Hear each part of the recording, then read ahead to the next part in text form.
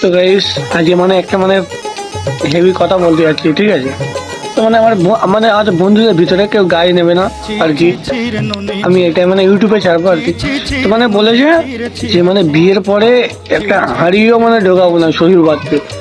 তো তার মানে শ্বশুর বাড়িতে কি নিচ্ছে না, খাট আলমারি, তারপরে বাইক নিচ্ছে, আমার একটা বন্ধু বাইক নিচ্ছে, তারপরে কি বলে ওইসব আরো অনেক রকম জিনিস নিয়েছে।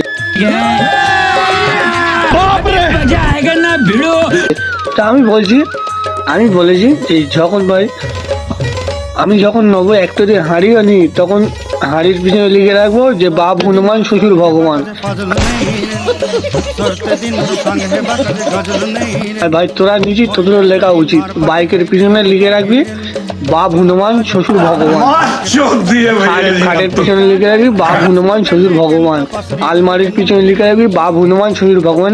এই ভিডিওটা মোটামুটি ইউটিউবে আপলোড হবে, তো মোটামুটি শেয়ার মারবে, ঠিক আছে? চারিদিকে শেয়ার, বাপ হনুমান শ্বশুর ভগবান ছাড়া শ্বশুর বাড়তে নেই।